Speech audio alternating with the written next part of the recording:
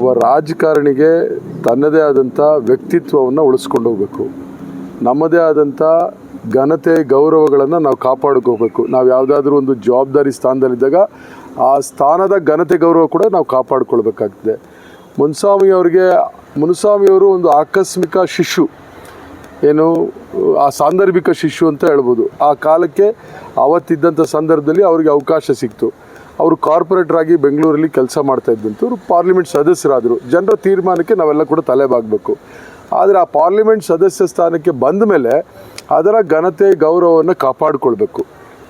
ಅದರ ಘನತೆ ಗೌರವವನ್ನು ಕಾಪಾಡೋದ್ರ ಮುಖಾಂತರ ಆ ಸ್ಥಾನಕ್ಕೂ ಕೂಡ ಹೆಚ್ಚು ಗೌರವವನ್ನು ತರಬೇಕು ಕೂಡ.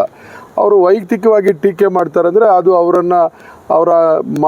ಮಾತು ಅವರ ವ್ಯಕ್ತಿತ್ವವನ್ನು ತೋರಿಸ್ತದೆ ಅಂತ ನಾನಾದರೂ ಕೂಡ ಹೇಳೋದಕ್ಕೆ ಬಯಸ್ತೇನೆ. ಈಗ ಈ ರೀತಿ ಹೆಚ್ಚಿಗೆ ಮಾತಾಡ್ತಾ ಇದ್ದವ್ರು ನಮ್ಮ ರಾಜ್ಯದಲ್ಲಿ ಯಾರು ಅಂದರೆ, ಒಂದು ಅನಂತಕುಮಾರ್ ಹೆಗಡೆ ಅವರು, ಒಂದು CT ರವಿ ಅವರು, ಒಂದು ಪ್ರತಾಪ್ ಸಿಂಹ ಅವರು, ಇನ್ನೊಂದು ಮುನುಸ್ವಾಮಿ ಅವರು. ಇವರು ಯಾರ್ಯಾರು ಏನೇನಾಗಿದ್ದಾರೆ ಅಂತ ಇವಾಗ ನೀವೇ ತೀರ್ಮಾನ ಮಾಡ್ಕೊಳ್ಳಿ ಅಷ್ಟೇ. ಸರ್, ಈಗ ಕಾಂಗ್ರೆಸ್ ಪಕ್ಷದ ಮೇಲೆ ಜನ ಅಪಾರ ನಂಬಿಕೆ ಇಟ್ಟಿದ್ರು.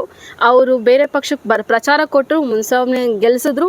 ಬಹಿರಂಗವಾಗಿಯೇ ಸ್ಟೇಜ್ ಮೇಲೆ ಮುನ್ಸ್ವಾಮಿ ಅವರಿಗೆ ಸಪೋರ್ಟ್ ಮಾಡಿದ್ರು ಕಾಂಗ್ರೆಸ್ ಪಕ್ಷದವರು. ಆದರೂ ಸಹ ಜನ ಕಾಂಗ್ರೆಸ್ ಪಕ್ಷದ ಮೇಲೆ ನಂಬಿಕೆ ಇಟ್ಟು ಗೆಲ್ಲಿಸ್ಕೊಟ್ಟಿದ್ದಾರೆ. ಅವ್ರ ನಂಬಿಕೆ ಉಳಿಸ್ಕೊಳ್ತೀರಾ ಸರ್ ಕಾಂಗ್ರೆಸ್ ಪಕ್ಷದವರು? ಮುಂದೆ ಇನ್ನೊಂದು ದಿನ ಬೇರೆ ಪಕ್ಷಕ್ಕೆ ಸಪೋರ್ಟ್ ಮಾಡ್ತೀರಾ ಅನ್ನೋದು? ಮುನುಸ್ವಾಮಿ ಅವರಿಗೆ ಯಾರು ಕಾಂಗ್ರೆಸ್ ಪಕ್ಷದವರು ಸಹಾಯ ಮಾಡಲಿಲ್ಲ. ಕಾಂಗ್ರೆಸ್ ಪಕ್ಷದಲ್ಲಿ ಅವತ್ತಿದ್ದಂಥ ಯಾರೇ ನಾಯಕರಾಗಲಿ, ಬಹಿರಂಗವಾಗಲಿ ಅಥವಾ ಗುಟ್ಟಾಗಿ ಆಗಲಿ ಯಾರು ಕೂಡ ಮುನುಸ್ವಾಮಿಯವ್ರಿಗೆ ಸಪೋರ್ಟ್ ಮಾಡಲಿಲ್ಲ. ಆವತ್ತು ಮಾನ್ಯ ಸುಧಾಕರ್ ಅವರು, ಚಿಂತಾಮಣಿಯ ಸುಧಾಕರ್ ಅವರು, ಕೊತ್ತೂರು ಮಂಜುನಾಥರವರು ಕಾಂಗ್ರೆಸ್ ಪಕ್ಷದಲ್ಲಿ ಇರಲಿಲ್ಲ. ಅವರು ಅವತ್ತು ಪಕ್ಷೇತರರಾಗಿದ್ದರು. ಹಂಗಾಗಿ ಅವತ್ತು ಅವರು ಆ ತೀರ್ಮಾನವನ್ನು ತೆಗೆದುಕೊಂಡು ಮುನುಸ್ವಾಮಿಯವ್ರ ಪರವಾಗಿ ಮಾಡಿದ್ರು.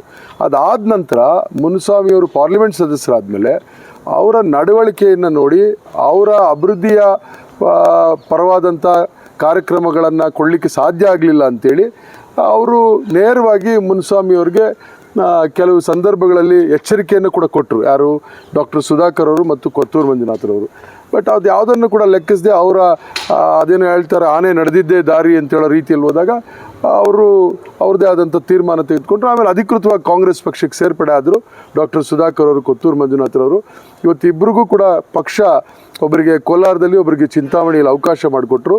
ಇಬ್ಬರೂ ಕೂಡ ಅಭೂತಪೂರ್ವವಾದಂಥ ಗೆಲುವನ್ನು ಸಾಧಿಸಿದ್ರು. ಕೊತ್ತೂರು ಮಂಜುನಾಥರವರು ಸುಮಾರು 34,000 ಮತಗಳ ಅಂತರದಿಂದ ಗೆದ್ದರು.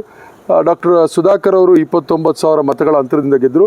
ಇವತ್ತು ಮಾನ್ಯ ಮುಖ್ಯಮಂತ್ರಿಗಳು, ಉಪಮುಖ್ಯಮಂತ್ರಿಗಳು ಮತ್ತು ಕಾಂಗ್ರೆಸ್ ಪಕ್ಷದ ವರಿಷ್ಠರು ಸುಧಾಕರ್ ಅವರಿಗೆ ಇವತ್ತು ಚಿಕ್ಕಬಳ್ಳಾಪುರ ಜಿಲ್ಲೆಯ ಉಸ್ತುವಾರಿ ಸಚಿವರು ಮತ್ತು ಉನ್ನತ ಶಿಕ್ಷಣ ಸಚಿವರಾಗಿ ಜವಾಬ್ದಾರಿಯನ್ನು ಕೊಟ್ಟಿದ್ದಾರೆ. ಇವತ್ತು ಸುಧಾಕರ್ ಅವರು ಕೂಡ ಇಲಾಖೆಯಲ್ಲಿ ಮತ್ತು ಪಕ್ಷಕ್ಕಾಗಿ ಭಾಳಷ್ಟು ಶ್ರಮ ವಹಿಸಿ ಇವತ್ತು ಕೆಲಸ ಮಾಡ್ತಾ ಇದ್ದಾರೆ.